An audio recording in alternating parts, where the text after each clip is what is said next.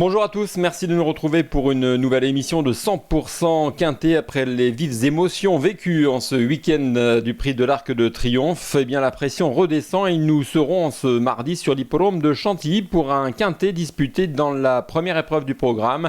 Il s'agit d'un handicap divisé, disputé sur 2000 mètres, la piste en gazon. Alors vous l'avez remarqué, il a beaucoup plu ces derniers jours en région parisienne et actuellement nous avons le droit à une petite accalmie, mais évidemment la piste sera souple, en tout cas France Gallo l'annonce à 3.5. Donc piste souple en ce qui concerne l'événement de ce mardi sur l'hippodrome de Chantilly. Un handicap pour des chevaux âgés de 3 ans. On va tout de suite lancer le tableau des participants.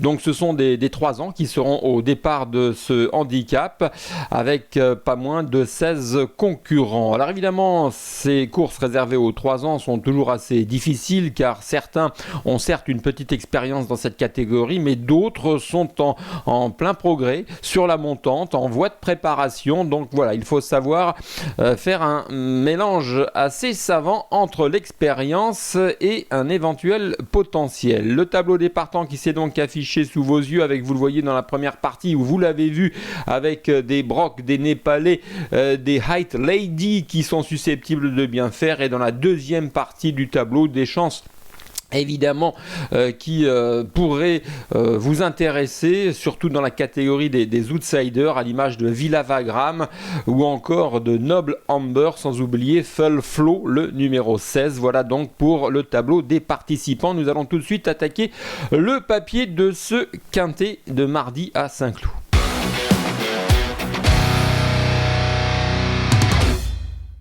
Le papier avec donc un handicap pour 3 ans et mon coup de cœur, et c'est un coup de poker mais il faut tenter, avec le numéro 11 Villa Wagram. Alors je vais tout de suite commencer par le point négatif concernant Villa Wagram, qui est une pouliche entraînée par Francis-Henri Graffard, dont vous l'avez remarqué entre parenthèses que son écurie est sur la voie du renouveau, car c'est vrai que Francis-Henri Graffard ces derniers temps avait connu un trou d'air, mais là ça va beaucoup mieux. Espérons-le en tout cas. En ce qui concerne Villa Wagram, eh bien, je l'avais repérée entre autres lors de ses débuts au printemps, lorsqu'elle avait couru 2 fois sur l'hippodrome de Saint-Cloud, et elle s'était assez bien comportée, démontrant en tout cas un certain potentiel sur le mile. C'est une pouliche qui a finalement assez peu couru, mais qui a toujours rendu une très belle copie. Regardez sa musique, depuis ses débuts 3e, 4e, 2 fois 2e, et elle s'est imposée dernièrement sur l'hippodrome de Montier-Randert. Donc certes, elle a encore besoin de faire ses preuves, puisque ces derniers mois, elle a surtout couru en région, sur des hippodromes notamment dans le centre et dans l'est de la France. Je pense à Vittel, je pense à Montier-Randert. Donc certes, on peut éventuellement craindre une fragilité au niveau des lignes, mais c'est surtout le potentiel sur lequel je mise concernant cette pouliche. À cette valeur, à savoir 36, je suis intimement persuadé qu'elle est capable de gagner sa vie dans les handicaps. Maintenant, va-t-elle s'adapter à l'état du terrain? C'est la crainte de son entourage, mais si c'est le cas, si elle s'adapte au terrain souple, elle devrait à mon sens tirer son épingle du jeu. Alors si c'est pas pour mardi, ce sera pour plus tard, mais en tout cas j'aime beaucoup le profil de ce numéro 11 Villa Wagram. Allez, j'enchaîne avec le numéro 16, Full Flow, tout en bas de tableau. Alors écoutez, elle, je ne sais pas si vous l'avez vu gagner le 18 juillet dernier sur l'hippodrome de Chantilly, mais c'était fabuleux. Elle a attendu gentiment, montée par Michael Berthaud. Elle était comme un lion, ou plutôt une lionne en cage, et dès qu'elle a vu le jour, elle a surgi. Elle a surgi et elle a dévoré ses adversaires. C'était impressionnant. Elle a certes gagné un handicap inférieur à celui de mardi, c'est normal, mais en tout cas, on mise sur son potentiel, et d'ailleurs, elle l'a confirmé dans un quintet, son premier au mois d'août, le 28 à Deauville, où elle avait terminé 5e d'un quintet remporté par Nerocas à la lutte en devançant Népalais, que l'on retrouve dans ce quintet que évidemment j'ai retenu un petit peu plus loin. Donc pour revenir à Full Flow, à Deauville, eh bien c'est une pouliche qui avait mis du temps à trouver son action, démontrant peut-être encore une certaine immaturité, notamment dans des pelotons fournis, mais en tout cas à ce poids-là, je pense qu'elle a un quintet dans les jambes. J'enchaîne avec le numéro 1 Broc, pareil, poulain ménagé par son entraîneur Jean-Marie Béguigné.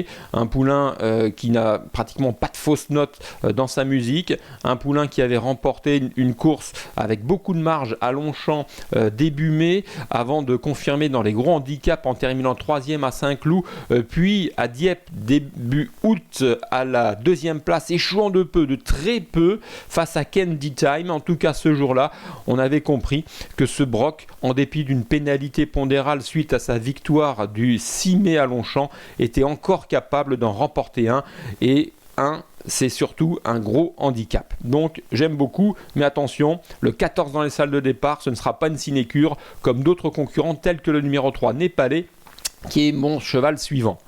Le numéro 3 Népalais, c'est vrai, le numéro 13 dans les stalles, ça ne sera pas facile, on compte sur la maestria de Stéphane Pasquier. Bon, écoutez, c'est un cheval que vous connaissez maintenant, puisque il a participé à 2 quintets, c'est déjà beaucoup pour un 3 ans, et il a terminé 7e de façon prometteuse à Dieppe, et puis il a terminé 2e, donc je le disais, il a échoué de peu pour la victoire dans ce quintet pour 3 ans disputé en fin de meeting sur les hippodromes de Deauville. Donc là, on ne va pas s'étaler sur ses chances. C'est un poulain dont certes la marge est peut-être un petit peu limite, mais qui va dans ces prochaines semaines faire l'arrivée de ce genre d'épreuve. Tout dépendra ensuite du déroulement des courses.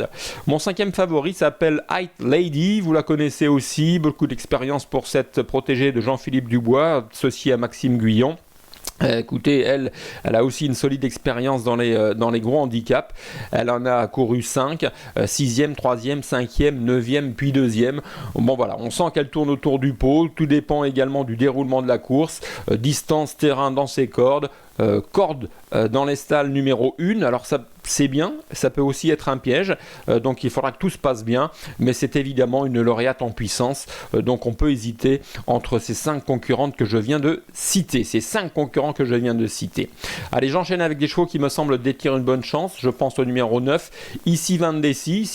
Attention, je pense que c'est une pouliche qui est en voie de préparation. Jean-Pierre Gauvin la prépare gentiment, associé à Marie Vélon. C'est une pouliche qui a beaucoup mieux couru que ne l'indique son classement le 9 septembre dernier. Donc certes, elle était 9e dans un quintet enlevé par Bazoc. High Lady terminé 2e ce jour-là. Elle a longtemps attendu en queue de peloton. Elle a couru battue, tout simplement. Et ensuite, elle a tracé une ligne droite. J'ai beaucoup aimé. Donc je ne sais pas si elle sera suffisamment endurcie, suffisamment prête, etc. pour mardi à Chantilly. Mais je vous invite à la noter sur votre bloc-notes et d'ores et déjà de la glisser dans des combinaisons élargies. Le numéro 8, Supersonic, associé à Christophe Soumillon. Je lui avais demandé après sa victoire de Deauville le 28 août dernier ce que valait ce poulain. Il m'a dit qu'il était honnête, courageux, sans trop de marge, mais qui devrait poursuivre dans la voie des handicaps. Je poursuis avec le numéro 10, Prince de Montfort. Lui a gagné sa course, on va dire, le 11 septembre dernier.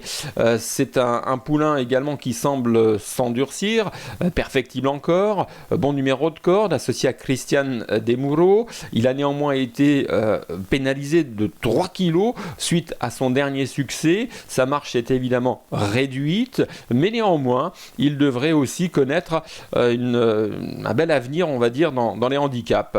Tout dépendra de l'opposition et des conditions, en tout cas celle de mardi à Chantilly semble lui convenir.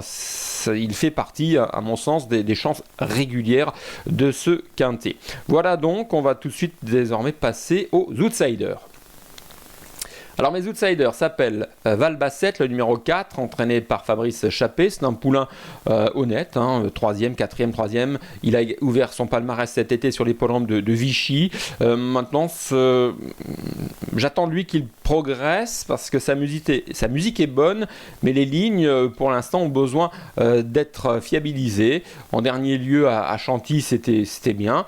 Mais voilà, je pense, je me trompe peut-être, mais que l'opposition de ce mardi est plus relevée que lors de ses dernières tentatives, donc j'attends de voir. Le numéro 15, Noble Amber, reste également sur un succès, donc sa marche s'est réduite, c'était sur l'hippodrome de Chantilly. Il y a 2,5 kg de pénalité concernant ce cette pouliche qui a battu Calaconta, c'est une bonne référence. Voilà, sur sa forme, elle est susceptible de créer une petite surprise en montant de catégorie et en ayant subi une pénalité pondérale. Donc, outsider intéressant. Et puis le 6 Coubird, dernier outsider de ma liste, voilà, qui donne souvent le meilleur de lui-même, dont Nicolas Collery attend une bonne performance. Voilà, on sent que c'est un poulain qui est capable de jouer les premiers rôles dans ses courses. Il l'avait démontré notamment sur l'hippodrome de Vichy cet été en terminant deuxième de Valour. Mais voilà, il faut également qu'il jouisse d'un bon parcours, surtout qu'il s'élancera normalement assez vite dans le groupe de tête. Alors pourra-t-il aller jusqu'au bout sur le tracé cantilien? C'est la question que l'on peut se poser, mais en tout cas dans ce quintet ouvert pour les 3 ans, il ne faut surtout pas sous-estimer sa candidature, même si c'est vrai, personnellement je l'ai rangé parmi les outsiders. Vous avez le droit, et totalement le droit, de le retenir beaucoup plus haut sur vos tickets. Allez, on passe désormais à mes impasses avant de conclure cette émission. Allez, on va aller vite avec l'impasse. Je ne retiendrai pas le numéro 2, Norville, le numéro 5, Magic Davier, le numéro 12, OK Boomer, et non plus les numéros 13, Sweet Betsy et 14, Cœur d'Avier. Vous savez tout, on va tout de suite enchaîner avec notre choix et un conseil de jeu pour finir cette émission.